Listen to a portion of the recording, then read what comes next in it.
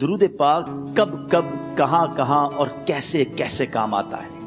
ایک بہت ہی خوبصورت واقعہ، بڑا ایمان افروز واقعہ ہے جو میں آپ کے سامنے پیش کرتا ہوں. ایک دوست نے اپنے ایک دوسرے دوست کو قرض دیا، اور جب اس نے قرض دیا تو وہ قرض ایک بڑی اماؤنٹ تھی، 3000 دینار. وہ ٹائم آ گیا جب اس ٹائم وہ قرض لینے کے لیے اپنے دوست کے پاس گیا کہ بھائی مجھے میرے پیسے واپس دو.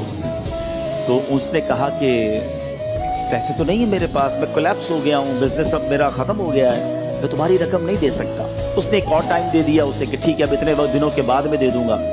وہ ٹائم بھی گزر گیا، اور جب وہ ٹائم بھی گزر گیا تو اس کے بعد اس دوست نے کہا کہ اب تو پیسے دے دو بھائی، میرا ٹائم پورا ہو گیا.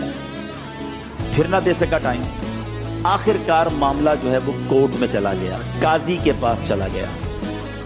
اب قاضی نے جس کو پیسے دینے تھے اس کو بلایا اور کہا کہ بھائی آپ کو اس کے پیسے دینے ہیں؟ کہتا ہے ہاں پیسے تو دینے ہیں.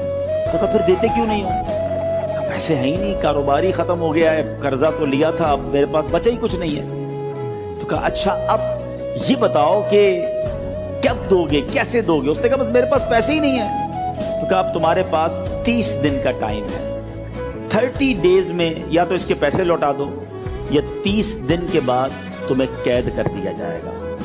یہ شخص اب گھر آیا، پیسے تو تھے نہیں، مگر شاید علماء نے لکھا کتابوں میں، یہ واقعہ کئی بڑی بڑی کتابوں میں لکھا اور درود پاک کے فضائل کی بڑی بڑی کتابوں میں لکھا. اور اس شخص نے سوچا کہ اس نے ایک حدیث پاک پڑھی ہوئی تھی کہ جس میں نبی پاک علیہ الصلوۃ والسلام نے فرمایا ہے، جس کا مضمون ہے کہ جو شخص پریشان ہو، مصیبت زدہ ہو، اسے چاہیے کہ مجھ پر کثرت سے درود پاک پڑھے، کیونکہ درود پڑھنا مصیبتوں اور پریشانیوں کو لے جاتا ہے.